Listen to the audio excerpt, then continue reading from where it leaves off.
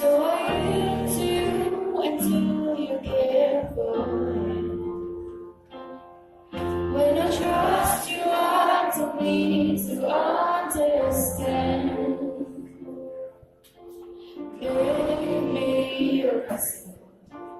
Make me an offering. Make me whatever you want me to be. I came here with nothing, but all you have given me. Jesus, bring you want out of me.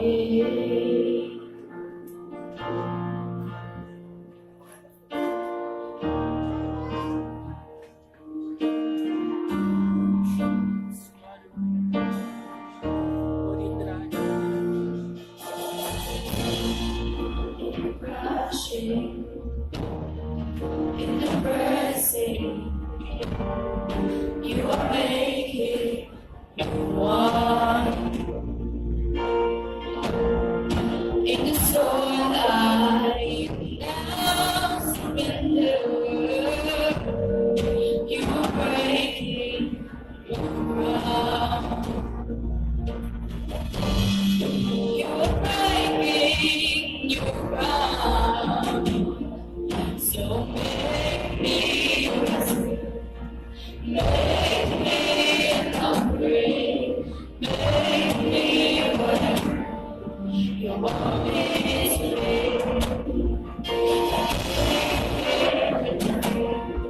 Let all you have given me, Jesus, bring you wine out of me. Jesus, bring you wine out of me. Jesus, bring you wine out of me. 'Cause where there is new wine, there is new power, there is new freedom.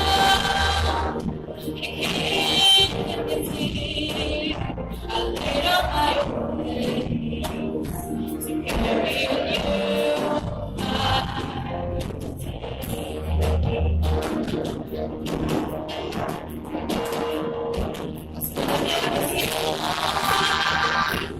There is new power, there is new freedom.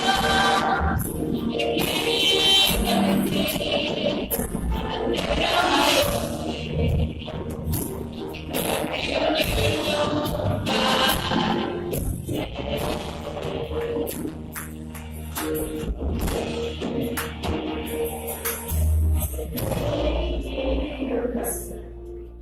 Beg me an offering, beg me whatever you want me to be.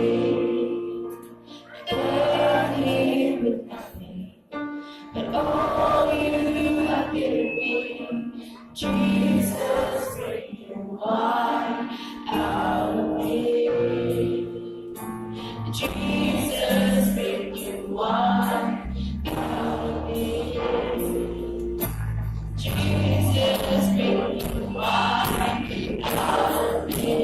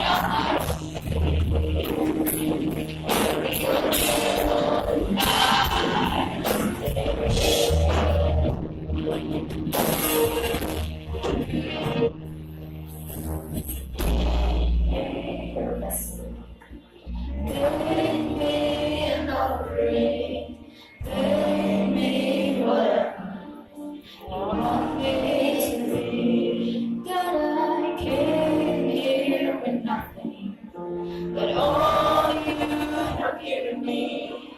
Jesus, bring new wine out of me. Jesus, bring new wine out of me. Jesus, bring new wine out of me.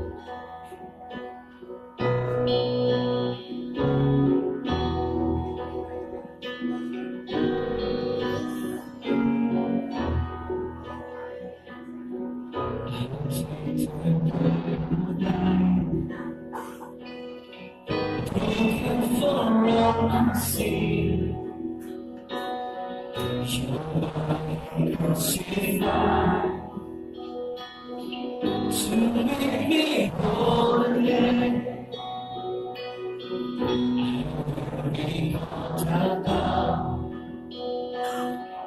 pour out in sacrifice, to trade sinners in. For you call me down. Hallelujah. I live my life in remembrance. Hallelujah. Your promise I won't forget.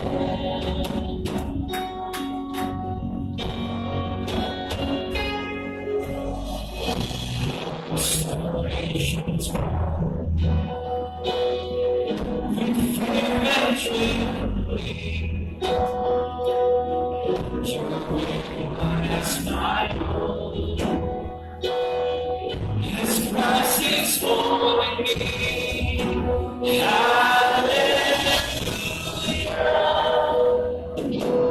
I live my life in remembrance.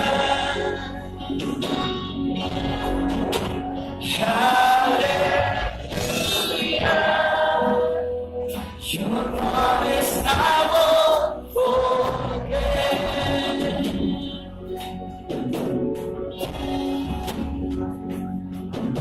If ever I should lose my way, if ever I see my own place, remind me of the price you paid. Hallelujah.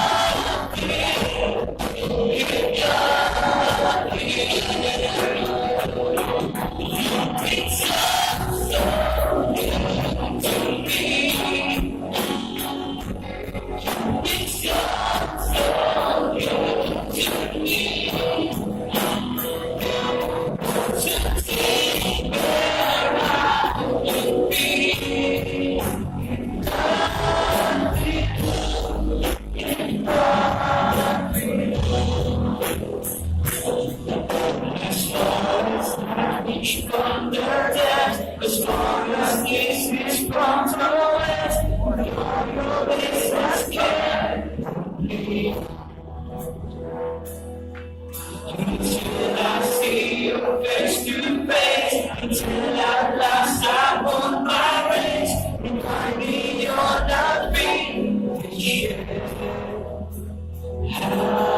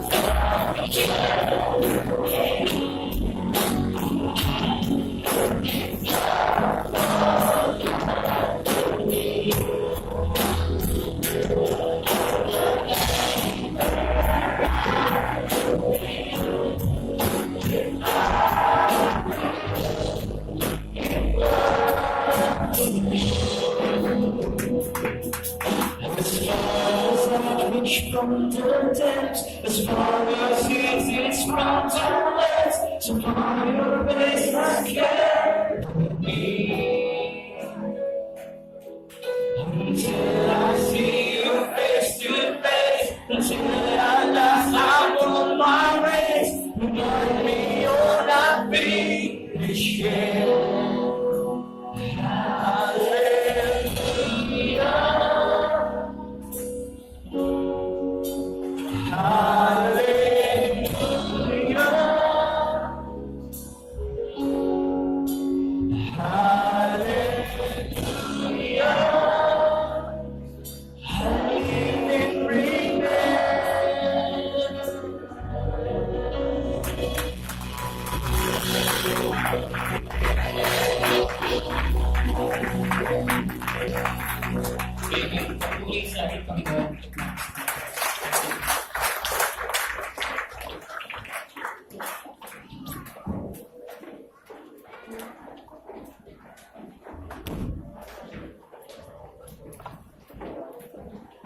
Hello, good morning po sa lahat. Good morning.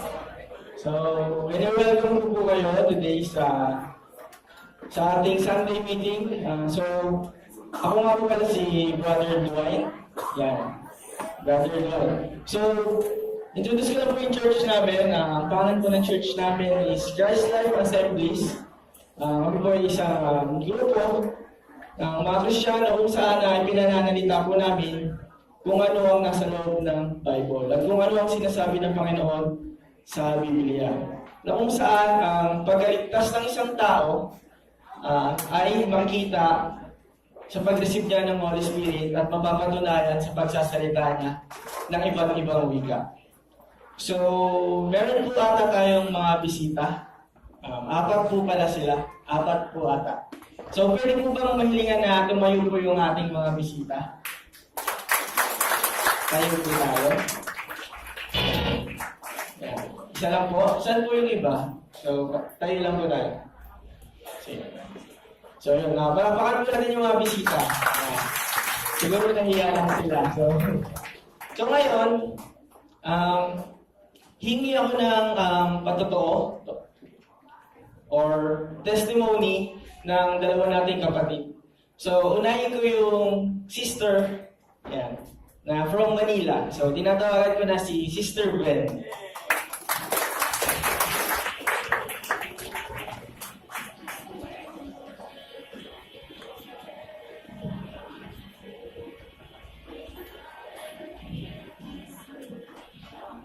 Ayan, good morning po sa lahat! Napakasarap po talagang mag-worship kay Lord, no? Amen po ba?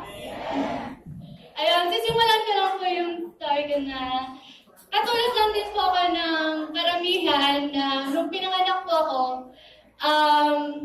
yung parents ko na po yung pumili na maging Catholic ako. So, being a Catholic, it's a choice of my parents. And I was 18 years old po noon nung unang na-question ko po yung love ni God sa akin. Bakit po? Kasi that time, yung parents ko po sobrang busy nila sa pagtatrabaho. Wala silang time sa akin. So, technically, ang nagpalaki po sa akin is yung lola ko. Na lagi ko po siyang kasama sa bahay. Pero nung nag-18 po ako, dumating sa time na, ayun, namatay po siya nun. So, doon ko unang na-question yung love ni God sa akin na, syempre shocking experience yun, di ba, bilang isang bata na biglang yung taong kasama mo everyday, nag-aalaga sa'yo, nagpalaki sa'yo, is biglang nawala, namatay. And then, right after 1 month lang po nun, June kasi namatay ang lola ko. And then pagdating ng July, namatay yung boyfriend ko nun. Parang, wow, grabe naman. Sabi ko, Lord, ang sama ko ba? May nagawa ba akong kasalanan? Bakit ganito yung pinaparanas mo sa aking pain? Bakit ganito yung pinaparamdam mo sa akin? So noon, talagang nakasyon ko yung God. And I almost attempt suicide that time. I almost. Kasi hindi ko kinaya na yung dalawang taong mahal ko sa buhay, magkasunod na nawala. Pag nasa rooftop po ako ng school namin, natitempt akong tumalon nun. Pag nasa bahay ako, natitempt ako na yung mga nakikita natin sa TV na kung paano yung mag-suicide. Pero isang bagay lang na nagpapa-stop sa akin, yun yung pag naaalala ko na syempre meron pa rin naman akong nanay. Na baka mag-breakdown kapag tuluyan ako nawala. So nagpatuloy pa rin yung buhay ko, yung journey ng buhay ko, pero dun sa journey ng buhay ko, nakakapag-commit na ako ng mistakes, failures, wrong decisions ng buhay ko, pain, ang dami, sobra. Kasi wala na eh, questionable na sa akin yung love ni God eh. Tapos yung love, parang hindi ko na siya alam. Ang dami ko na palang hatred sa puso nun, ang dami ko na palang unforgiveness nun. Until dumating yung araw na parang paunti-unti, nakakapagbasa ako ng mga books, article na related kay God. Hindi ko alam kung bakit, pero basta paunti-unti yun nakakapagbasa ako and then unti-unti kong na-feel na may kulang pala sa puso ko. Parang unti-unti kong na-feel na seeking na pala yung spirit ko. And then until one day, na-meet ko na nga yung tao na nagdala sa akin dito sa church. Tapos siya yung nag-open up, nag-share sa akin ng about kay God. And then doon nag-start na naman yung, sino ba si God? Sino ba si Lord? ano ba yung purpose ng buhay ko dito? Bakit ba ako nabubuhay? Kasi di ba parang noon, gusto ko na nga tapusin eh. Parang pinilit ko na lang na magpatuloy, mabuhay. Tapos nung nandito na ako, nakakapakinig na ako ng mga salita ni Lord, nakapagbasa. And then, ayun po, parang may mga prayer kasi ako naririnig dito sa iba dito sa mga kapatid na yung paano yung love yung great love ni Lord sa kanila. Na-remind po ako nung love ni Lord sa atin. Nung nagkaroon po ako ng desire sa heart na mahalin siya. Hindi dahil binibigyan niya ako ng blessings, hindi dahil na may mga tao siyang ginagamit para po mapalapit sa akin. Minahal ko siya kasi na-realize ko, na-remind ako na mahal na pala ako ni Lord. Nung time na hindi pa ako saved. Mahal na pala ako ni Lord nung sinner pa ako. Kahit nakakagawa na ako ng kasalanan noon. Kasi imagine, si Lord, napako sa krus, nabugbog siya. Di ba parang ang sakit? Tapos tayo pa rin yung iniisip niya, yung kasalanan natin is para tubusin niya. Hindi ka ba magre-response kung gano'n na yung love na pinakita ni Lord, yung binibigay niya sa atin? Hindi ka ba magsusurrender kung yun na yung ginawa ni Lord sa atin? At that time, nung nag-surrender na po ako, doon ko nakita yung true identity ko. Kasi di ba may mga tao na parang binibase nila yung identity nila sa mundo.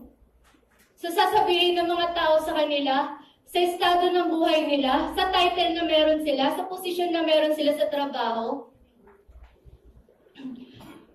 Pero bakit ka magliliit sa sarili mo?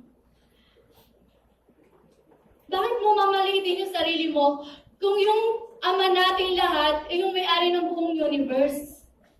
Tama po ba?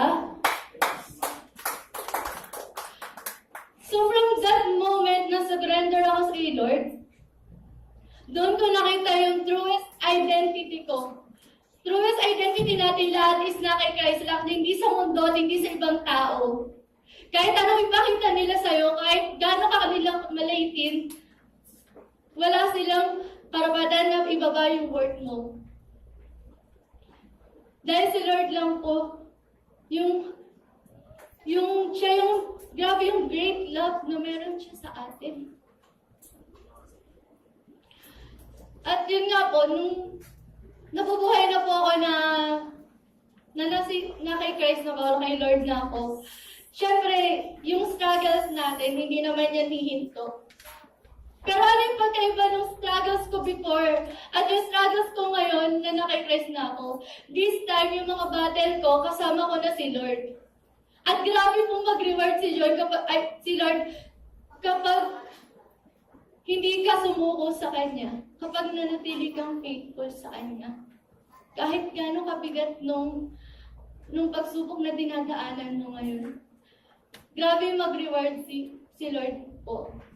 So, tatapusin ko po sa isang scriptures po yung testimony ko. Romans 8:18. I consider that our present sufferings are not worth comparing with the glory that will be revealed in us. Yun lang po. Thank you. Thank you. Power daw, sabi ni Sister Ben. So yun, nakita natin, narinig natin kung paano pumilo si Lord sa buhay ni Sister Ben nung hindi pa siya save at nung save na siya. So, hilingan ko yung isang brother from CLA Patak, brother. So, si Brother Silver. Magaling po siyang north from CLA Patak. And so, magandang hapon po sa ating lahat. And kagaya nga po ni Brother Dwayne, I'm from CLA Patak under Pastor Junior Ferzo. And ayun, nabanggit po niya yung pangalan ko, which is Silver. And actually, madami akong tinatawag sa akin. And my real name actually is Sylvester Lorista Boristor. Gumahaba. Kaya sinabi ko na lang kay Brother Don kanina, silver na lang po. Anyway, yun yung tawag sa akin sa school. And tawag naman sa akin sa church ay Brother Silve. Ayan, sabi nila, noon walang silbi, ngayon nagsisilbi sa Panginoon. Okay, so anyway, we are talking about our testimony. And actually, nabaptize po ako last 2015 May. And going 4 years na po ako this May, and glory to God. Ayan, so, ano ba sisimula? Kasi ang daming blessings, di po ba? Ang daming pagbabago. Anyway, ito yung lagi ko na lang sinishare na I grew up with a limited time with my father, actually. So, namatay siya when I was 4 years old. And habang pagtanda ko, hinahanap ko yung tatay ko. Though, meron akong stepfather until now. Pero nung nag-aaral ako from elementary to high school to 7th-year college, like, walang araw na hindi kami nag-aaway ng stepfather ko kasi nga po ayaw ko siya.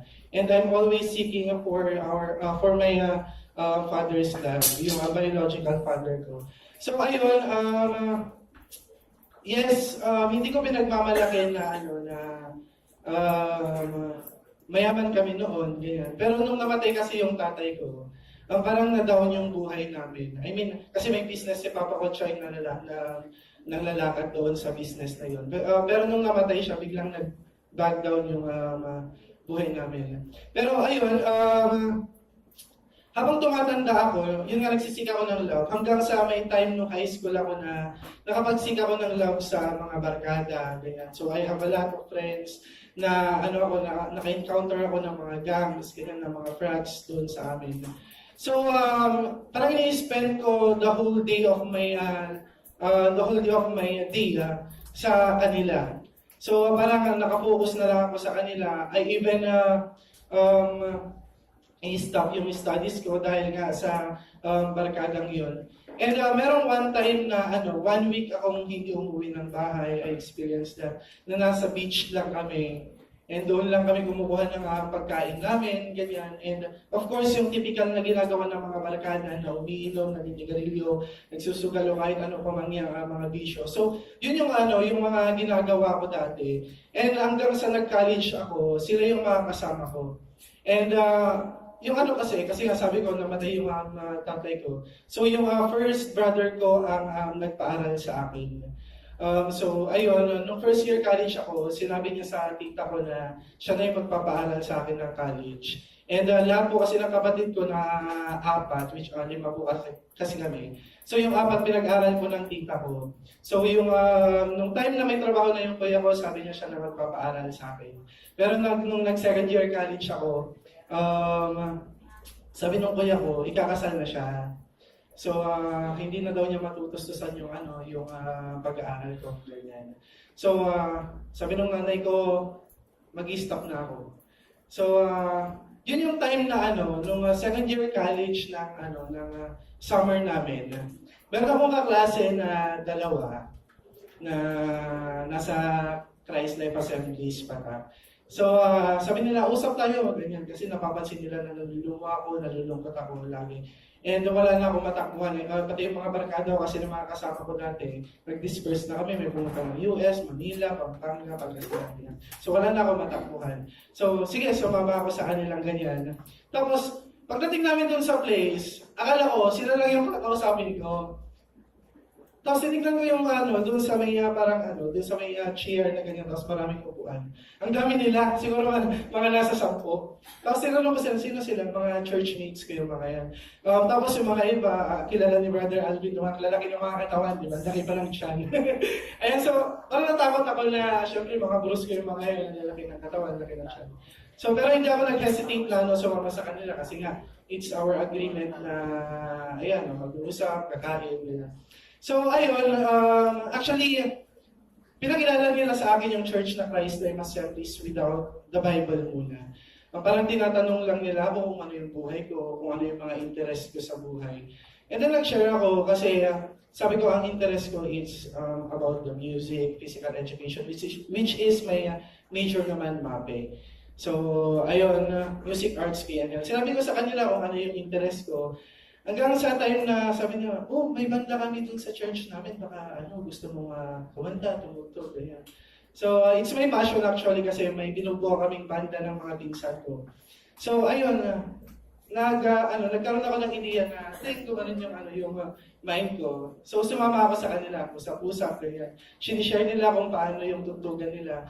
So, in-invite nila ako sa church na ChristLife Assemblies, so church nga po natin. Pero that day na Sunday na in-invite nila, hindi ako nakapunta kasi may family bonding kami.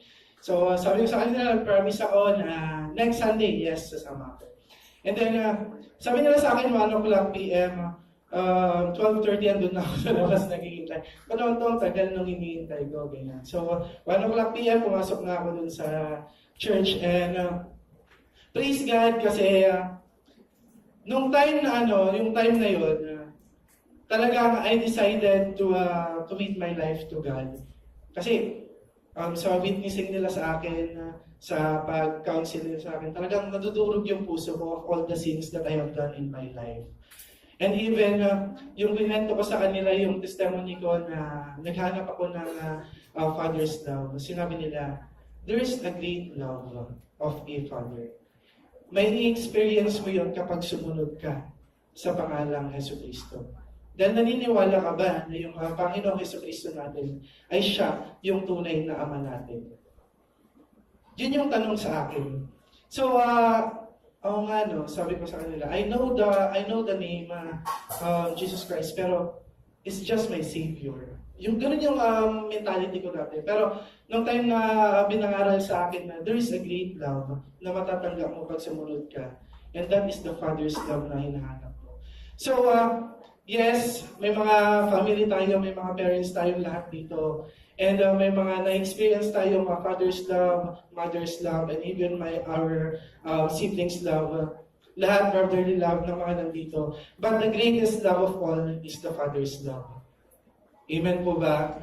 So, by that, the Father's love, dinadirect niya tayo through the heaven na hinihintay natin. So, yun po yung gusto kong i-share. And I hope na na-encourage kayo doon. And marami pa akong gusto i-share na blessings. And just approach me, mag-share po ako mamaya kasi kulang na po ata tayo sa time. So, kagaya po ng sister kanina, aming mga bisita, nag-share siya ng last na scripture na gusto ko lamang i-share yung sa Proverbs 19:20 na lagi kong sinasaisip para sa mga bisita natin. Sabi doon, listen to advice and accept instructions and in the end you will be wise. Thank you. Okay, so yun nga, masyadong maraming sabi yung dalawang testimony. So, siguro para sa mga bisita is, sabihin ko na lang is, makinig tayo at si Lord yung nagkipag-usap sa atin, hindi kung sino man yung nandito sa harapan. Kumbaga, si Lord yung nagsasalita sa atin at tanggapin lang natin sa puso natin. So, hindi ko na po papahabain, bibigyan ka na po kay Pastor Eugene.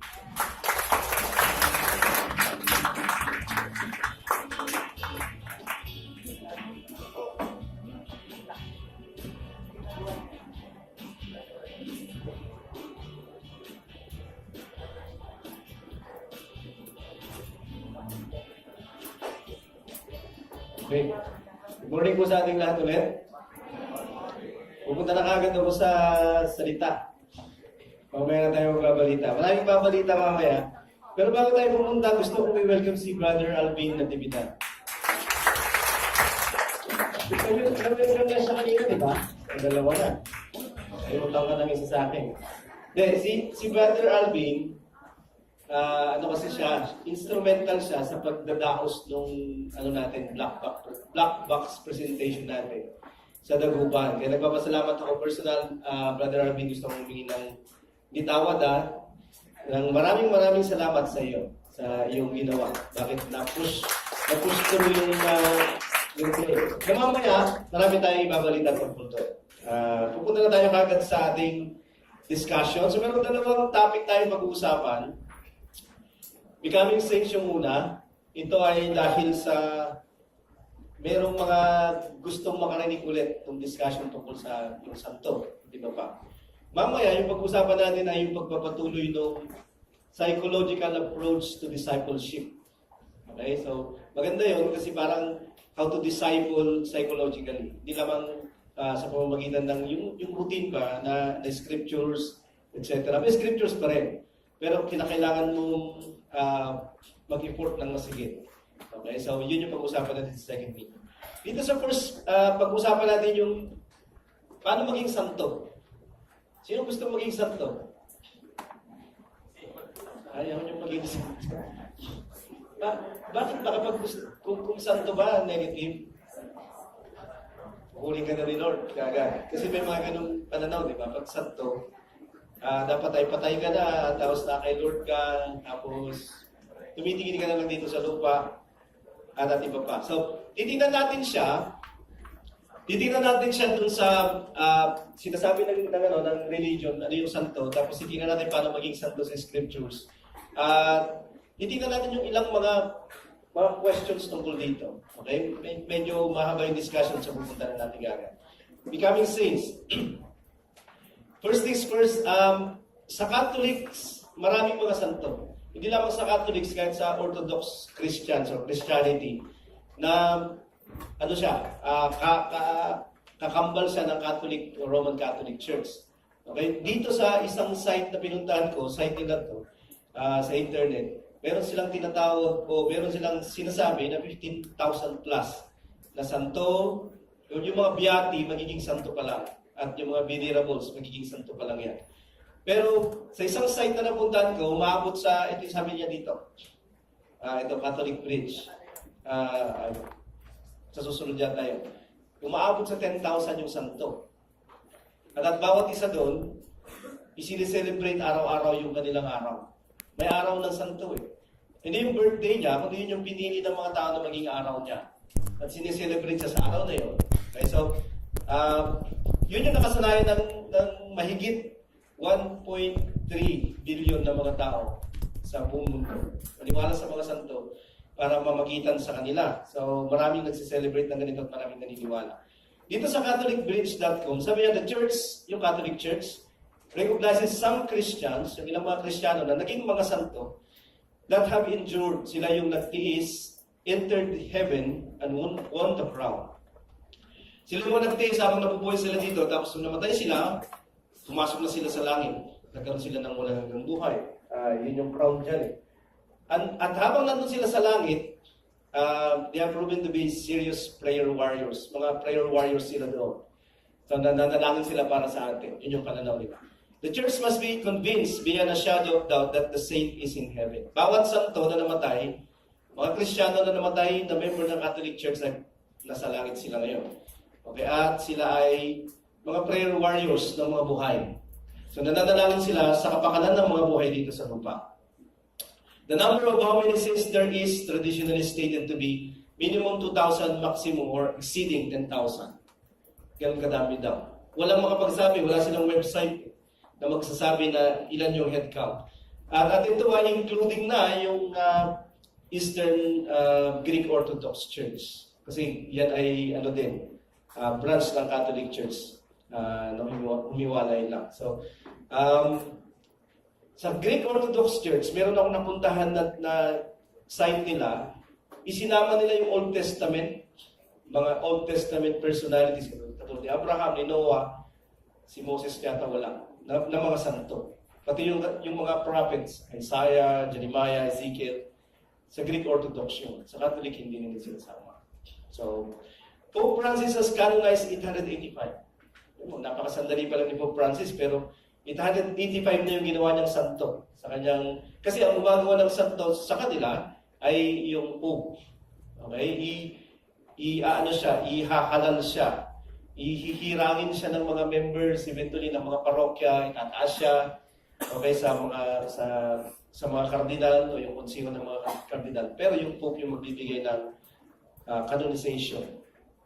At yung kanyang pinalitan, si Benedict, ay nakapag-canonize ng 45. Yung pinalitan ni Pope Benedict, si Pope John Paul II, 400 plus yung kanyang kinanonize. Pero ito yung pinakamarami sa lahat ng Pope. Sa lahat ng Pope na nagdaan, siya yung pinakamaraming ginawang santo. Okay, so, maraming mga santo. Okay? Hindi na lang natin yung iba't ibang sinasabi ng kanilang mga websites, all Christians aspire to become saints. Gustong maging santo ng lahat ng Kristiyano, sabi dito sa isang website nila. Mga persons in heaven itong mga to. Officially canonized, ibig sabihin, dineclare siya ng Pope or hindi. Medyo radical itong website na ito. Who live lives of great charity and heroic virtues. Okay, gumawa sila ng maraming mga mabubuting gawa pang nabubuhay sila dito. Tapos yung iba, nagbuwis pa nga ng buhay. Parang mga bayani sila. Katulad ng ating santo dito sa Pilipinas, di ba yung nauna? Santo ng Catholic Church. Yung si Lorenzo Ruiz, di ba pinatay siya noong time ng war. Tapos si Calungsod, yung pangalawa. So madaming mga santo siya, at ang paggawa nila dito ay yun nga, kinakailangan nilang ihalal siya, itong taong ito. Dapat meron siyang, patay na siya, tapos ihahalal siya, tatawagin siyang venerable. Okay, kasi siya ay naging bayani, somehow, nag-sacrifice sa tao, kaya sa faith nila. At kapag hindi pa siya nagiging santo, tinatawag siyang blessed. O piety ang tawag nila. Okay? Para maging santo ka, kinakailangan hindi lamang naging matuwid yung paglalakad mo, pamumuhay mo, kaya naman pinagtanggol mo yung faith, yung church, okay, gumawa ng isang sacrificial na bagay para sa ibang tao. Kundi dapat mayroong miracle kang ginawa o sa pamamagitan mo mayroong himala na nangyari. Eventually, magiging santo ka. Okay? Tapos sabi nila dito, website nila ito, we aren't praying to the dead. Kasi mga patay na ito eh. Okay? Sabi dito sa isang isang website nila, ang mga santo ay deceased person, mga patay. Makinig kang mabuti kasi kapag member ka ng church natin, dapat alam mo to. Okay? At sana hindi tayo nandito na wala na. Okay? Para hindi siya paulit-ulit. Pero sabi nila, we aren't praying to the dead. Inamin nila na patay na itong mga tao. Pero hindi kami nagdadasal sa patay. Kasi nga, ang assumption ay, the saints are alive. Buhay yung mga santo na to. Patay sila dito sa lupa, pero buhay sila somewhere else. At ang sabi nila, sila ay nasa langit, kasama ni Jesus ngayon. At darating si Jesus, kasama niya sila isang araw. Tapos sabi niya dyan, kapag namatay tayo, yung ating buhay dito sa lupa ay natatapos, pero our souls are still very much alive in heaven. At itong mga kaluluwang ito ng mga santo na namatay, buhay sila dun sa langit at tinitingnan nila tayo. At kapag nagpipray, tinatawagin natin sila, mamamagitan sila para sa atin. Okay? Yun yung sinasabi nila. The saints and angels in heaven stand before God and offer Him their prayers. Yung mga anghel at mga santo nasa langit sila. Okay? Sa mga kaluluwa ng kalagayan nila, hindi na sa katawan, kasi yung mga patay nila ay bulok na patay na. We can ask the saints to pray for us. Okay? Titignan lang muna natin ito. Saka natin discuss. The witnesses who have preceded us into the kingdom, sila yung tumitingin sa atin. Tinitingnan nila tayo, witnesses. Nasa kingdom na sila, nauna lang sila dahil namatay na sila bago tayo. Sabi niya, their intercession, yung pamamagitan nila, yung prayers nila, paghingi nila ng anumang pabor sa God on our behalf, sa kapakanan natin. Yun daw yung pinakamataas na serbisyo yung ginagawa nila ngayon. Okay, sa langit. At yun ay ayon sa plano ng Diyos. We can and should ask them to intercede for us and the whole world. So yun yung pananaw nila, in a nutshell. Nasa langit sila, mga patay na santo na mga tao ito. At buhay sila sa kaluluwa, sila ay pwedeng kausapin at hilingan at pwede silang dasalan. At gusto nila na dinadasalan sila at gusto rin nila na kinakausap tayo sa pamamagitan ng prayers at namamagitan sila sa atin at sa sanglibutan. Parang mga call center agents. Sa banda, tawag ka, gagawa sila ng pamamagitan para sa iyo. Nung piniprepare ko ito, yun yung naisip ko na pinakamabilis na example, for example. So, mahalaga ito sa prayer life ng mga Catholics. Okay? Yung mga santo. Lalong-lalo na kung gusto nilang makatanggap ng pabor kay God at ang pinakamataas na pabor ay maligtas. At pwede siyang gamitin itong mga santo na to para yung taong namatay, na bad, okay, na Catholic ay pwedeng dumiretso sa langit kung ipag-pray siya ng mga santo, sa tulong ng mga buhay, okay, na nandito sa lupa. O kaya naman, lumipat mula sa purgatorio papuntang langit.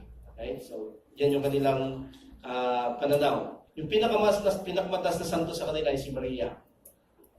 Since siya yung pinakamaraming prayers na binibigay araw-araw ng kanilang pagiging mananampalataya. Kasi sa bawat prayer ng Angelus, simula sa alas 6 ng umaga, alas 12 ng tanghali, tapos alas 6 ulit ng hapon, magpipray ka ng maraming beses kay Mary. Pag nagkasala ka, utusan ka mag-pray ng maraming beses kay Mary. Sa Hail Mary or Holy Mary, okay, yung Our Father ay kunti lang. Mas madami yung prayers kay Mary. Isa sa mga prayers kay Mary ay sinasabi dito, assist me by your powerful intercession. Tulungan mo ako sa pamamagitan ng makapangyarihan mong pagpapamagitan and obtain for me from your divine Son at ikuha mo ako mula sa iyong banal na anak ng lahat ng pagpapalang espiritual sa pamamagitan ni Jesucristo na aking Panginoon. So, kay Mary muna, tapos si Mary ay kakausapin niya si Jesus para sa iyo, kung nag-pray ka kay Mary, at bibigyan ng lahat ng blessing ikaw ni Jesus kapag nag-pray ka kay Mary. So, yun yung pananaw nila. So, mahalaga si Mary at siya yung pinakamataas na santo. Okay? Ang titignan natin ngayon ay, totoo bang buhay sila sa langit? Okay, yung mga santo. Pwede ba tayo mag-pray sa kanila? At merong 4 na tanong to na titignan natin habang nag-unfold yung discussion. Yung una, are saints alive in heaven? Totoo ba siya? Na in a soul, sa isang kaluluwang paraan, nandun sila sa langit at sila ay nakikipag-usap at sila ay namamagitan. Katulad ng sinasabi ng mga Catholic websites na to. Okay? Nandun na sila sa kanan ng Diyos. Ano sinasabi ng Bible dito? Sabi ni Jesus Christ, okay, kapag hindi pa natin alam, no one has ascended into heaven. Wala pang sino mang tao na umaakyat sa langit except who descended from heaven, the Son of God. Wala pang umaakyat sa langit, puwera lamang yung anak ng tao. Okay, siya yung umakyat, siya rin yung bumaba. Si Jesus lang yun. Siya yung tao kasi siya yung nagkatawang tao. Nagaling sa langit at bumaba at aakyat ulit siya doon. In the form of a human being. Kasi hindi na niya hinubad yung kanyang magiging tao na umakyat siya ulit. Nung sinabi ito ni Jesus Christ, marami ng mga tinatawag na santo, okay, ng Orthodox Christianity, okay, kasi sinalin mo yung mga tao sa Old Testament katulad ni Noah at yung mga prophets, di ba? At yung mga asawa nila, yung asawa ni Noah, si Abraham at yung asawa niya si Sarah, etc. Kaya lang, nung sinabi ito ni Jesus Christ, matagal nang patay si Noah, matagal nang patay yung mga nasa Old Testament. At sinabi ni Jesus, wala pang umakyat sa langit na tao. So either si Jesus Christ ay nagsisinungaling na hindi pwedeng magsinungaling, or hindi totoo yung sinasabi nila. Na meron nang nandoon, at umakyat yung mga tao na mabubuti kapag sila ay namamatay.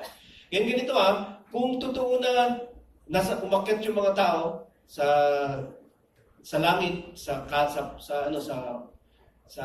anyong kaluluwa, pagkatapos ni Jesus Christ, okay, kasi ito ay, nung time ni Jesus Christ, sabi niya, wala pang umakyat Pero paano kapag pagkatapos ni Jesus Christ, meron nang umakyat? Di ba?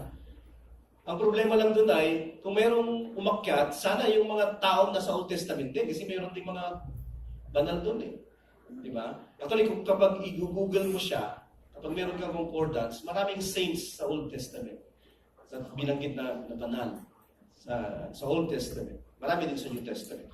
Pero sabi ni Jesus Christ, nung dumating siya, wala pang nakakakyat sa langit. Kahit yung mga saints na tinatawag sa Old Testament, wala pang umakyat. Okay? So, sabi na dyan, yung sila ay mga buhay at sila ay dinadasalan natin at yung mga kaluluwa nila doon ay very much alive. Pero sabi ni Jesus Christ, walang nandun, walang tao na nandun, kundi siya lang yung umakyat doon at bumaba na tao. The soul of man is immortal and imperishable.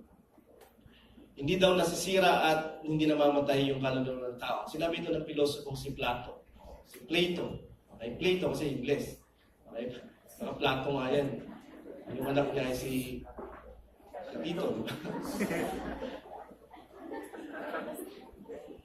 Nandito ba yung mga anak ko? Tumitingin na sila. Okay, so, sila yung pinanggalingan, itong mga pilosopong ito, okay, katulad ni Philo. The death of a man is the separation of his soul from his body. Mga Greek philosophers ito. Ito yung pananaw nila noong unang panahon. Na yung tao ay binubuo ng body at saka kaluluwa. Kapag namamatay siya, naghihiwalay yung dalawang elementong ito.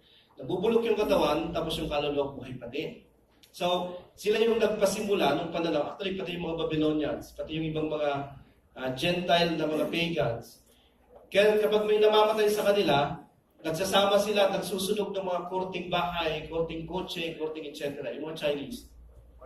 Kasi sa palagay nila, buhay pa din yung mga kaluluwa doon. Kaya kinakailangan nila ng kotse, kinakailangan nila ng pagkain, etc. etc. Ngayon kung totoo, yung sinabi ni Jesus, nung wala sila doon, nasan sila? Wala namang purgatorio. Diba? Pero merong nag-iisip na hindi namamatay yung kaluluwa. Mga Greeks yun, at mga pagan yun. Hanggang ngayon, nagkalat yung mga yan. Okay? Yun yung pananaw nila. Okay? At iba pang mga sekta sa Christianity. Okay? Naniniwala sila katulad ng Catholic Church. Walang sinasabi yung Bible na immortal yung kaluluwa ng tao. Wala. Hindi immortal yung kaluluwa. Okay? Wala siyang sinasabing mortal siya. Immortal, hindi namamatay. So, ibig sabihin, pag namatay ka, patay na rin yun. Or yung tinatawag ng Bible na soul sleep. Sa Ezekiel 18, sabi niya, the soul who sins shall die. Yung kaluluwa na nagkakasala ay mamamatay, sabi niya. Hindi niya sinabing yung katawan lang, kundi yung kaluluwa mismo. Ikaw, yung kabuwang ikaw. Inulit pa niya ito sa verse 20, the soul who sins shall die. Mamamatay yung kaluluwa. Ito yung sinasabi niya. Hindi lang yung katawan yung namamatay. Ang nagsabi na hindi ka kailanman mamamatay, may nagsabi noon sa Biblia. Ang nagsabi noon nung una pa sa Genesis 3 ay si Satan. Yun yung sinabi ng snake, yung ahas kay Eva. Hindi ka mamamatay. Kahit na kumain ka yan, hindi ka mamamatay. Ikaw ay magiging katulad nga ng Diyos. Kasi ang mayroon lang immortalidad o hindi namamatay, nakalagayan na yung God. Diba? Makikita natin yun sa Bible. Siya lang yung may immortality. Walang immortality yung kahit anumang nilikha ni God kung hindi niya bibigyan ng immortalidad sila. At ang immortalidad ay bibigay pa lang sa sangkatauhan. Diba? Sino nakakalam ng John 3:16? Alam natin lahat. Okay? Ibibigay pa lang yung walang hanggang buhay sa mga sumasampalataya at sumusunod kay Jesus Christ. Wala pang immortalidad. Nang ibig sabihin ay, pati yung kaluluwa mo ay ganoon din. Ikaw, tayo ay mamamatay dahil sa kasalanan. Sa Psalm 78 verse 50, sabi ni David, He made a way to His anger. Okay, gumawa siya ng paraan para sa kanyang galit. He spared not their soul from death. At hindi niya iniligtas yung kanilang mga kaluluwa sa kamatayan, but gave their life over to the pestilence. At pinayagan niya silang mamatay sa isang pestilence. At maraming namatay nung time na ito. Hindi lamang yung kanilang mga katawan, kundi yung kanilang soul. Return, O Lord, deliver my soul. Iligtas mo yung aking kaluluwa, Panginoon. O save me for your mercy's sake. Dahil sa iyong kahabagan, iligtas mo ako. For in death, there is no remembrance of you. Dahil sa kamatayan, wala nang alaala patungkol sa iyo. Di na kita maalala sa kamatayan. Diba sabi niya? In the grave, who shall give you thanks? Okay? Yun yung pinupuntahan ng mga namatay.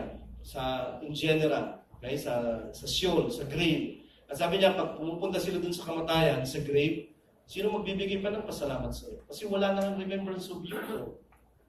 Okay? Dito lang may remembrance of you. Dito lang natin pwedeng alalahanin si God at magpasalamat sa Kanya sa lugar ng mga buhay. Kaya iligtas mo yung kaluluwa ko. Kasi kapag hindi, ano kita pasasalamatan? Hindi kita pwedeng dasana. Ecclesiastes 9 verse 5, For the living know, nakakaalam yung buhay, that they will die. Alam nila na mamamatay sila. Meron ba silang awareness na sila ay mamamatay? They know. Ano pagkakaiba nila sa mga patay? The dead know nothing. Mga malilinaw na mga scriptures ito. The living know, the dead know nothing. Wala nang alam yung patay. And they have no more reward. Wala na silang gantimpala. Kasi wala na silang ginagawa. For the memory of them is forgotten. Kahit yung alaala nila ay makakalimutan ng mga buhay eventually. Also their love, yung mga patay. Yung kanilang mga pag-ibig, yung kanilang mga kapuotan. Their envy is now perished. Wala na rin. Neither have they any more a portion forever. Hindi kang mabuti. Wala na silang ano pa mang kinalaman, magpakailanman, sabi niya, in anything that is done under the sun, which means dito sa lupa, dito sa ilalim ng araw. At ang ilalim ng araw ay sa kalupaan. Wala na silang anumang kinalaman dito. So, wala na silang contact dito. At wala na rin contact yung under the sun sa kanila. Wala na. Ever. Okay? Wala. Yan yung sinasabi ng scriptures tungkol sa kamatayan. The dead praise not. Hindi pwedeng magpuri ang patay. Okay? Sa Panginoon, neither any that go down into silence. Sino man na pumupunta dun sa katahimikan, sinananahimik na sila eh. At yun lang yung kanilang kalagayan. Hindi sila pwedeng magsalita doon. Kasi sila ay patay. What profit is there in my blood when I go down to the pit? Anong halaga ng aking dugo kapag ako ay mamamatay na? Pupunta na ako dun sa libingan. Shall the dust praise you? Shall it declare your truth? Yung dust, yun yung binabalikan ng mga katawan natin. The dust shall go back to dust. Babalik yung nilikas sa alabok sa alabok. Pero sabi niya, pag pumunta na tayo sa alabok, ang alabok ba ay magpupuri pa sa iyo? At ito ba ay magsasalita pa ng iyong katotohanan? Wala na, kasi patay na siya. Rhetorical questions, itong mga sinasabi dito sa verse na to. Job 5, call now, sabi niya, if there be any that will answer you. Tumawag ka ngayon kung meron sasagot sa iyo. Tapos sabi niya, to which of the saints will you turn? Sa kaninong mga santo ka, babaling o tatawa? Kasi wala namang sasagot sa iyo eh. Kasi nga, sa Old Testament theology, ang patay ay wala na. Hindi mo pwedeng kausapin at hindi ka nila pwedeng kausapin at patay na sila. Di ba? Body and soul. Patay yung mga yun. Paano namatay si Jesus? Okay? At siya ay nagkatawang tao. Di ba? Anong nangyari kay Jesus? And when Jesus had cried with a loud voice, He said, Father, into your hands I commend my spirit. Ito yung isa sa mga last words ni Jesus. Okay, habang nakapako siya sa krus. Siya ay sumigaw ng napakalakas, sa malakas na tinig, at sabi niya, Ama, sa iyong mga kamay, aking ipinagtatagubilin ng aking spirito. Tapos anong nangyari? Having said that, He gave up the ghost. Tumigil na siyang huminga. Okay? Hindi ghost yung hininga niya. Tumigil na siyang huminga. Pero yung espiritu niya ay binigay niya sa Ama, yung kanyang katawan ay nasa libingan. Di ba? 3 araw na nasa libingan yung kanyang katawan. Nasaan yung kaluluwa ni Jesus? Di ba? Kasi dapat pupunta sa langit siya. Yung mga kaluluwa ng mga santo, pupunta sa langit. Sabi nila, hindi dapat si Jesus pupunta sa langit. Ito yung kaluluwa ni Jesus. Ito ay prophecy sa chapter 16 ng Psalm, verse 10. For you will not leave my soul in hell, neither will you suffer thine Holy One to see corruption. Yung iyong banal. Yung Holy One dyan ay patungkol sa God. Pangalan niya ng God sa Old Testament, ang banal. Okay? Holy One. Merong isang banal dito, pangalan ng God. Pero sabi niya, siya ay hindi iiwanan daw yung kanyang kaluluwa sa impyerno. Yung word na hell dyan, hindi yun yung dagat-dagatang apoy, kundi yung hell dyan ay Sion, Hades sa New Testament. Yung mga pinupunta ng mga namatay. Okay, dyan sila pumupunta. Hindi sila pumupunta sa langit yung mga kaluluwa. Yung Holy One din, yung kanyang kaluluwa, ay hindi pumunta sa langit. Diba? Sabi niya, hindi mo iiwan basta na lang yung kanyang kaluluwa sa Sion, okay, o sa Hades, at hindi mo pababayaan na siya ay masira doon, makurap. You will show me the path of life. Papakita mo sa akin yung daan ng buhay. In your presence is fullness of joy. At thy right hand there are pleasures forevermore. So, ibig sabihin, magkakaroon pa ulit ng buhay. Yung Holy One na nasa Hades dito, Sion. Bibigyan siya ulit ng pleasures forever at bibigyan siya ng joy sa presence ng God. So, sino to? Okay? Yung hindi niya iiwan sa Sion o Hades, yung kanyang kaluluwa. Tingnan natin kasi kinukutin ito ni Peter sa Acts chapter 2, verse 29. Nung nagpipreach si Peter dito sa Acts chapter 2, binanggit niya yung mga katagang yun na sinabi ni David kanina. Men and brethren, sabi ni Peter, at si Jesus Christ yung binabanggit dito ni Peter this time. Men and brethren, let me freely speak unto you of the patriarch David. Yung ating amang David, yun yung sasalitain ko sa inyo. Tapos sabi niya, si David, he is both dead and buried. Nung time ni Peter, sabi niya, si David, yung ating ama, yung ama ng mga Israel, siya ay patay at nakalibing hanggang ngayon, sabi niya. And his sepulcher, yung kanyang nicho o pansyon, is with us unto this day. Alam pa natin kung saan siya nakalibing. Yung nicho niya, alam natin kung nasa. Si David ay patay hanggang ngayon at nakalibing, sabi niya.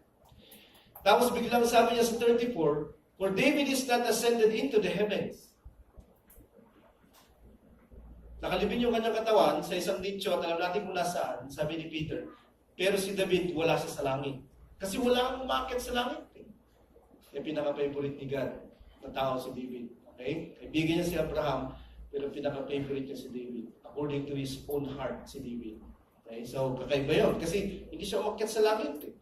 But he himself, he said himself, the Lord said unto my Lord, sit you on my right hand.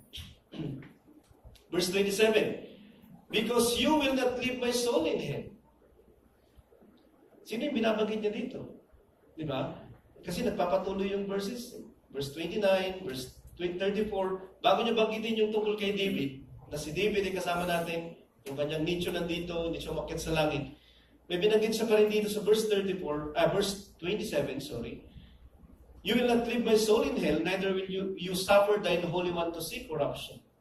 Hindi si David na to. Okay? Kasi si David, nasa nicho eh. Merong isa dito na kinukote niya mula dun sa Psalm na kanyang dinidiscuss at yung Holy One dito ay si Jesus. Okay? Kung si David hindi umakyat sa langit at yung kanyang katawan nasa nicho, nasa sepulcher, yung soul ni Jesus Christ ay hindi niya iiwanan sa Hades daw dito. Hades na yung hell dyan, hindi na siyo. At yung Holy One na ito na hindi niya iiwanan yung kanyang kaluluwa sa Hades ay si Jesus. Thou hast made known to me the ways of life, you shall make me full of joy with your countenance. Kinukot niya kanina yung binasa natin. Hindi si Patriarch David yung pinag-uusapan niya ang Holy One dito. Kasi si David hindi umakyat sa langit. At si David ay nakadityo pa din. Diba? Sino yung kanyang pinapatungkulan? He, seeing this, before spoke of the resurrection of Christ. Ibig sabihin, si Christ, siya yung kaluluwa na nasa hell or Hades. Pero sabi niya, hindi yan si David. Kasi si David, nandito kasama natin yung katawan niya at hindi siya umakyat sa langit. Pero si Christ ay nasa hell, nasa Hades. Pero isang araw bubuhayin siya ulit. Okay? Nakikita natin yung kanyang pagkabuhay ulit si Jesus Christ. At binuhay nga siya ulit. At isang araw siya ay babalik at makikita natin. Nasaan yung kaluluwa niya? That his soul was not left in... Tignan mo yung verse. Nasaan yung kaluluwa ni Jesus Christ bago siya resurrect?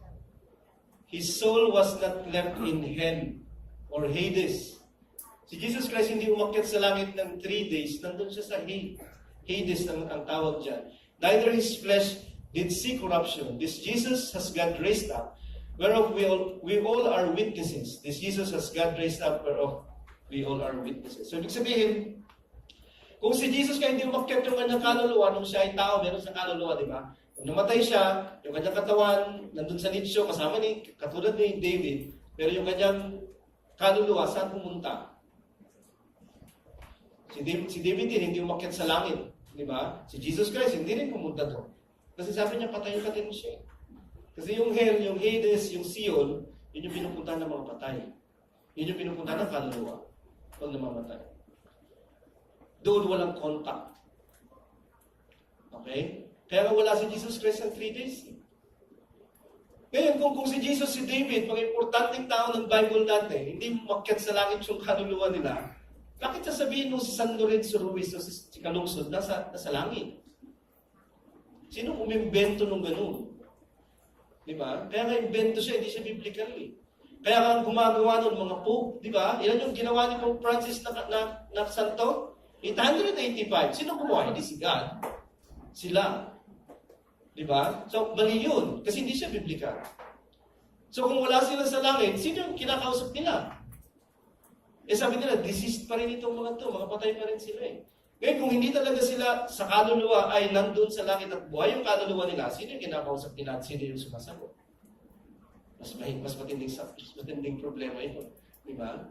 So, Bible yung binabasa natin at tila baga madali siyang maintindihan. Can saints mediate in heaven? Pwede bang mamagitan yung mga santo na nasa langit? Granting, okay? Nakita natin biblically hindi sound yung doctrine na yung kaluluwa ay buhay pa din at nasa langit pag namamatay. Pero i-grant na natin na yun ay buhay at nasa langit. Pwede ba silang mamagitan? Okay, yun yung susunod na tanong. Pwede ba silang mamagitan?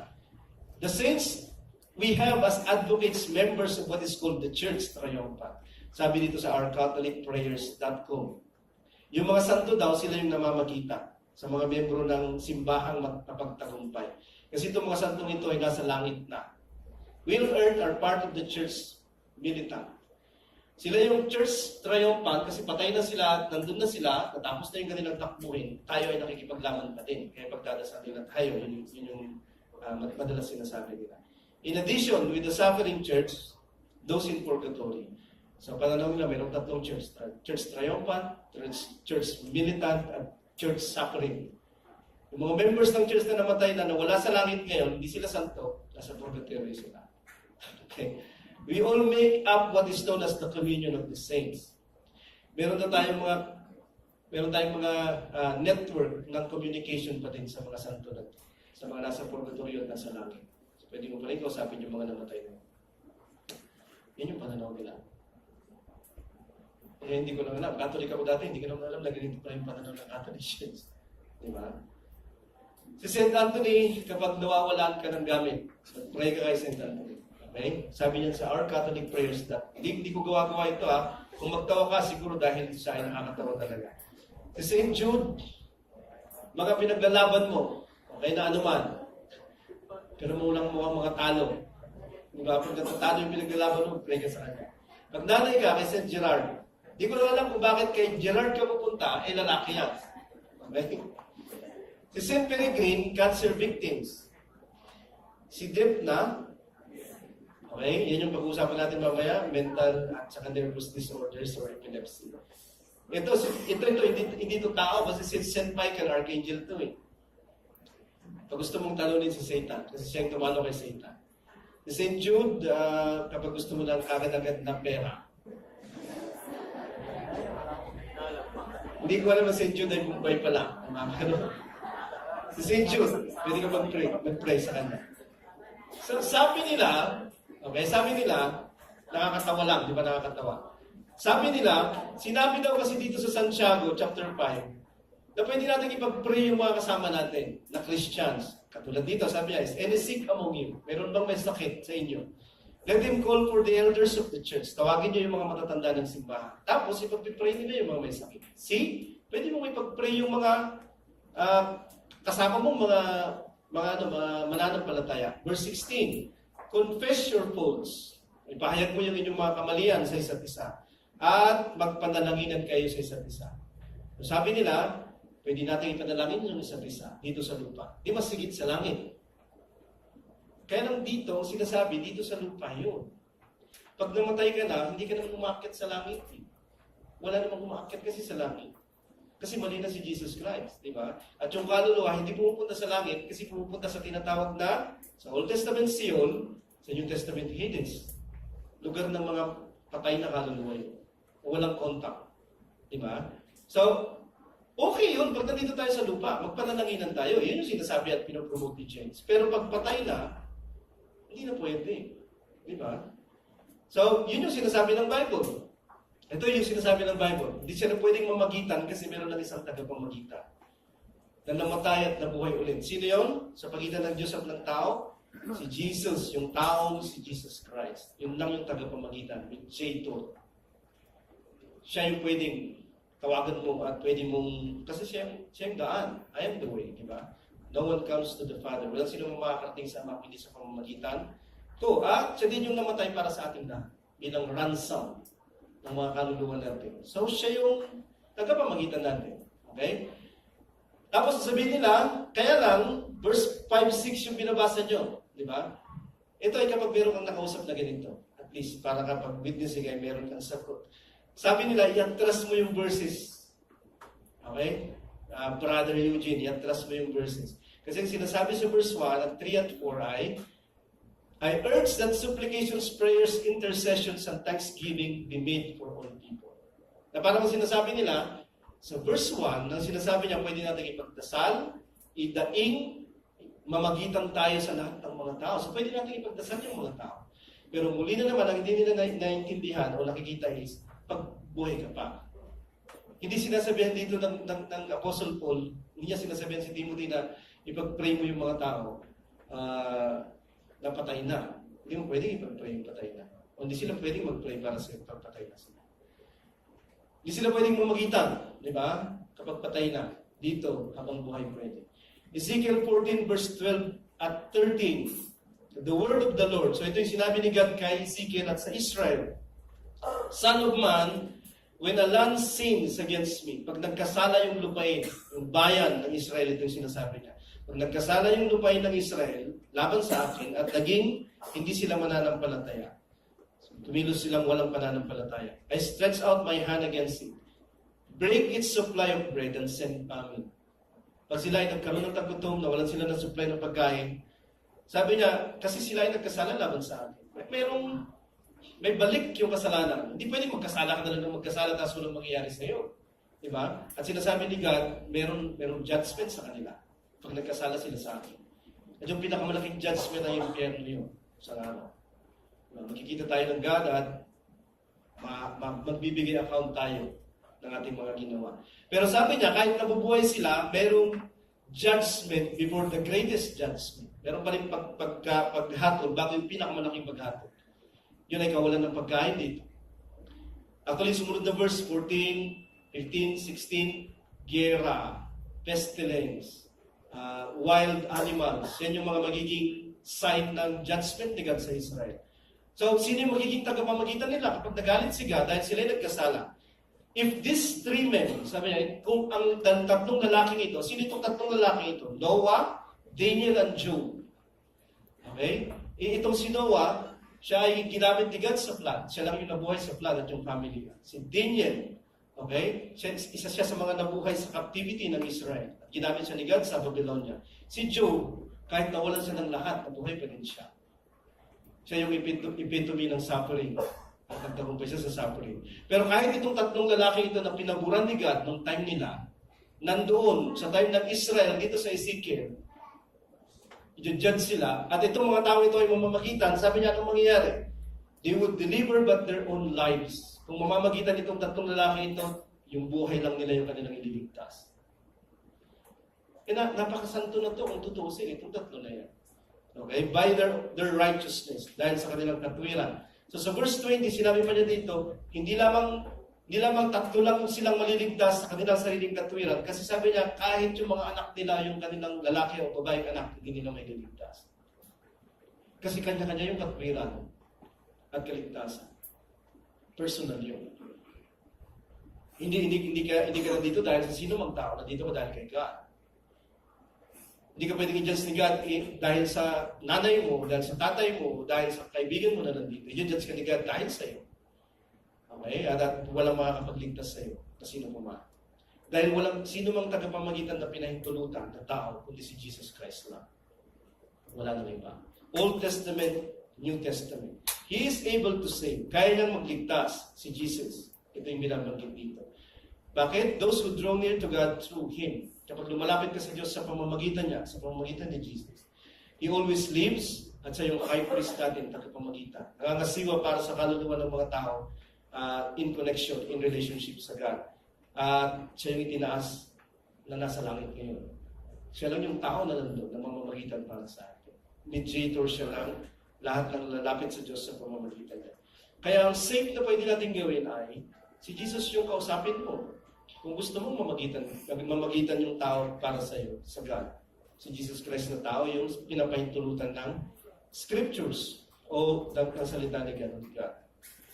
Dito sa Revelation 5 verse 8, meron mga prayers dito ng saints. Okay? Iniipon daw ni God. Okay? Sa langit. The prayers of the saints. Okay? The prayers of the saints. Chapter 8 verse 4. Ina-highlight ko na para hindi na natin basahin. So, prayers of the saints. Ang sabi nila, mayroong prayers of the saints. Pero iba yung prayers of the saints sa prayers to the saints. Okay? Ang ginagawa ng Catholics sa mga santo ay nananalangin sila to the saints upang yung mga santo dalhin yung prayers nila to God o to Jesus. Diba? Ang ginagawa natin kapag nag-pray tayo sa mga ribulto, sa mga santo, we are praying to the saints. Ang iniipon ni God ay prayers of the saints. Mga dasal yun ng mga taong buhay, at ang buhay sila, walang prayers yung tao. Lalong-lalo na yung mga banal ng Panginoon na kinalimutan ni God. Nasa palagi mo, kahit nasa palagi mo, hindi sinagot. Iniipon niya lahat yung prayers natin. Na ginawa natin habang buhay tayo. Hindi natin ginawa, na sinabi natin sa isang santo na nasa langit, kundi ginawa natin papunta kay God. Okay? So mayroong pagkakaiba yun. Next time na gamitin nila yan, Revelation 5 verse 8, Revelation 8 verse 4. May pagkakaiba yung of the saints at saka to the saints. Malaki yung pagkakaiba to. Tapos dito sa Revelation 8 verse 4 pa, the prayers of the saints rose before God. Ito yung mga santo na nandito sa lupa kasi. Kaya umakyat sa Diyos yung kanilang prayers. Kasi kung yung mga santong ito ay nasa langit kasama ni God, dapat hindi umakyat yung kanilang prayers kasi nandun na sila sa taas, kasama ni God. Ibig sabihin, mga prayers ito nung nasa lupa pa sila. Yung prayers mo ngayon ay pwedeng marinig ni God. So, why we don't pray to the saints? Kasi mga patay sila. At hindi sila pwedeng magsalita, hindi sila pwedeng gumawa, etc. At hindi sila pinapayagan ni God na mamangita sa pagitan natin at ni God. Kapag tayo ay magpipray sa saints, sa pamamagitan ng mga, kasi wala na sila, sa pamamagitan ng rebulto, ng statwa, pamamagitan ng mga pictures, etc., ang tawag doon ay idolatry sa scriptures. Idolatry yun. Pagsamba sa mga Diyos-Diyosa. At kinukundi na ni God yun. Na hindi yun binibigyan ng anumang saysay.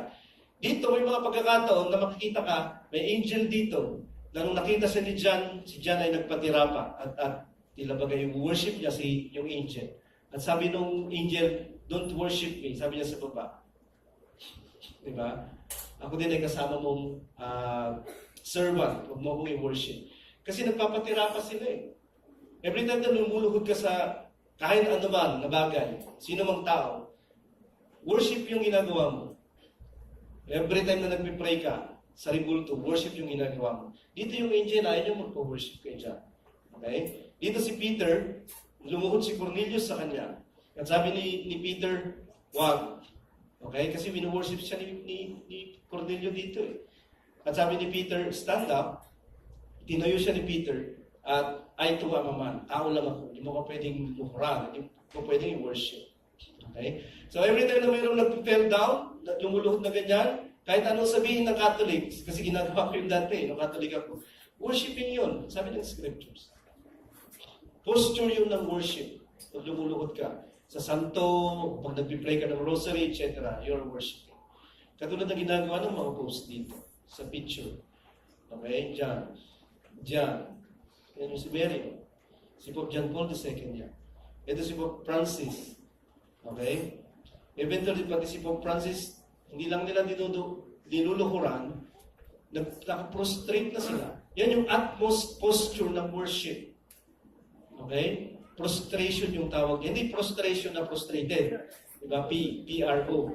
Okay? Prostrated yung ginagawa nila. Prostration nila.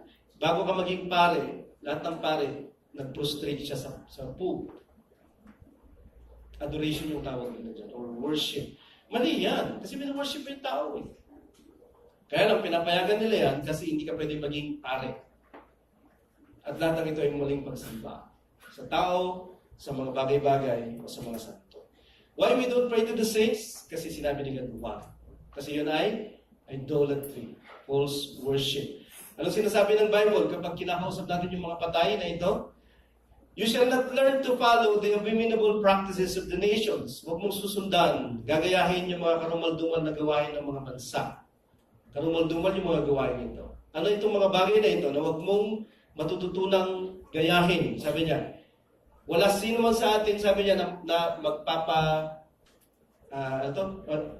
maglilitsyon ng anak niya, siguro wala naman dito, di ba? Pero may gumagawa na ganyan ng unang panahon. Inihahain nila yung kanilang mga anak sa kanilang God. Burns his son or his daughter as an offering.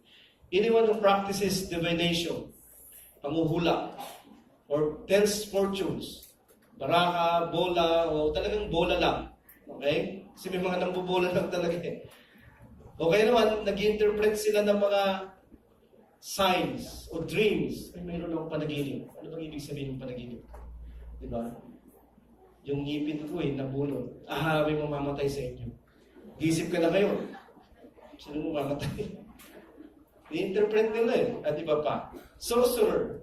Okay, hindi soccer yan kung soccer yan, football. Sorcerer, mga mangkukulang. Wag gagawa ng ganyan. Si karumal-dumal. Or, ito yung gusto kong puntuhin, necromancer. Ang necromancer, nakikipag-usap sa mga patay. Hindi ko na alam kung bakit sila nakikipag-usap.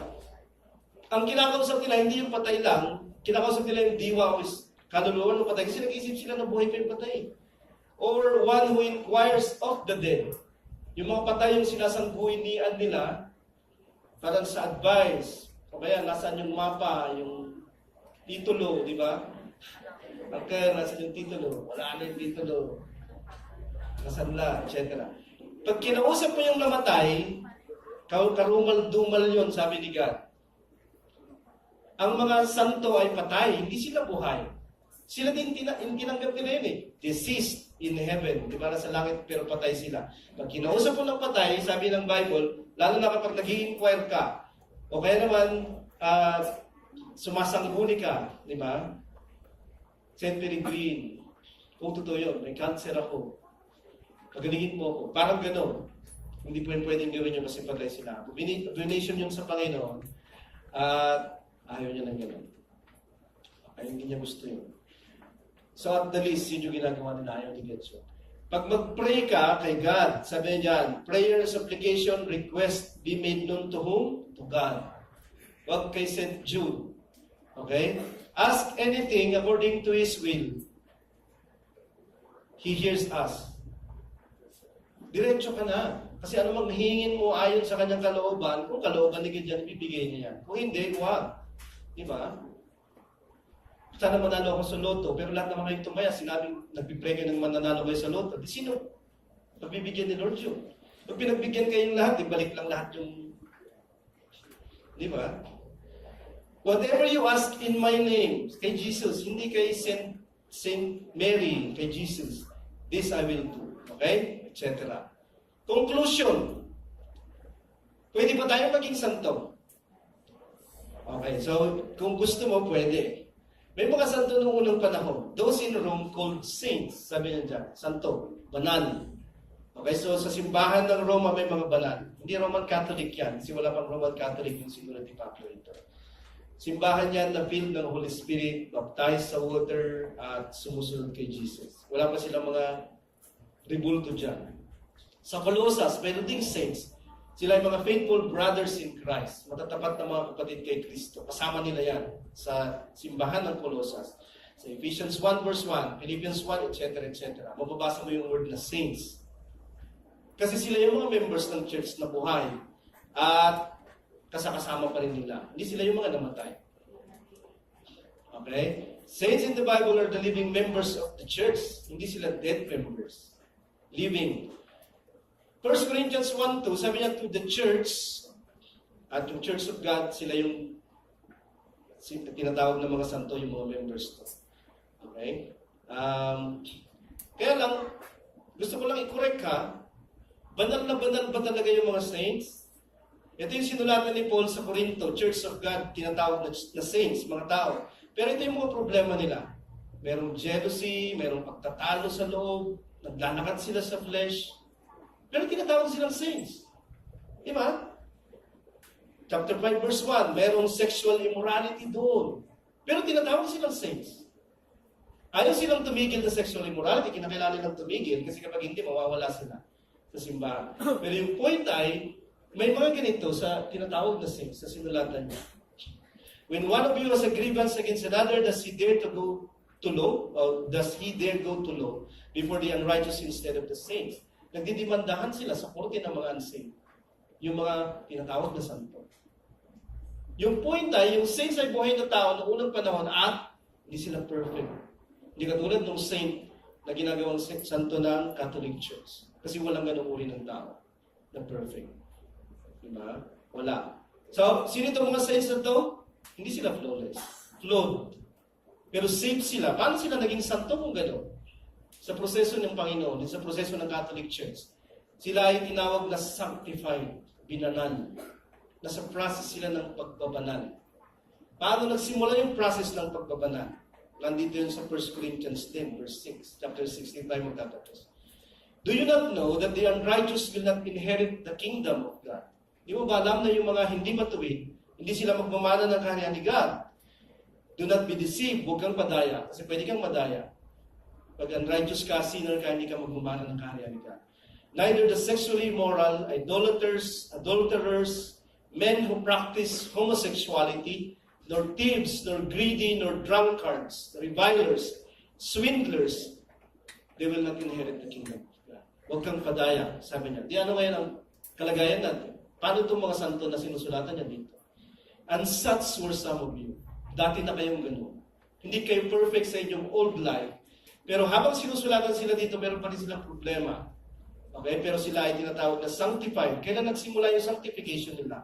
But you were washed. Dati kayong ganon, some of you, pero kayo hinugasan na, kayo ay inari ng matuwid, at sinanctify kayo. Ano ang sanctification? Sa pamamagitan ni Jesus Christ at ng Holy Spirit. Ibinigay si Jesus Christ para mamatay at mabuhay para sa atin. Okay? Para ayusin niya yung ating mga kasalanan in the past. At lahat ng kasalanan natin in the future and at present. Pero sino yung magbibigay sa atin ng buhay? Kaya binigay sa atin yung Holy Spirit. Doon magsisimula yung sanctification. O pagpapabanal, yung Espiritu Santo. Gusto mo bang maging santo? Pwede kang maging santo kasi magiging part ka ng church, of brotherhood ng mga taong binabanal ng Panginoon. Sa pamamagitan ng washing niya, ng justification niya, at ng sanctification niya. Sa pamamagitan ni Jesus Christ, pagsunod kay Jesus at pagtanggap ng Espiritu Santo. Kung ikaw ay interesado, okay? Mamamatay tayong lahat isang araw. At kahit anong gawin natin, hindi tayo dadasalan. O hindi tayo kakausapin, hindi tayo magiging santo. Kasi ang mga santo ay kapag buhay ka pa. Bago mangyari ito, yung kalagayan na ganyan sa ating lahat, pwede tayong maging santo dito. At aariin tayo ng Panginoon pag dumating siya isang araw. At makakasama tayo sa kanyang kaharian. Such were some of you, pero pwede tayong mahugasan at malinisan. Pwede tayong ariin ni God at pwede tayong banalin niya. At ang ibig sabihin nun ay salvation, save. Pwede namin ikwento ulit sa iyo kung gusto mo mamaya. Okay? So tatapusin natin yung ating discussion dyan at maraming thank you sa inyong lahat. Magkakaroon tayo ng break time ko. Matapos yung magkikita-kita tayo, break lang ng lunch. 1 hour po, balik kayo rito. Anong oras?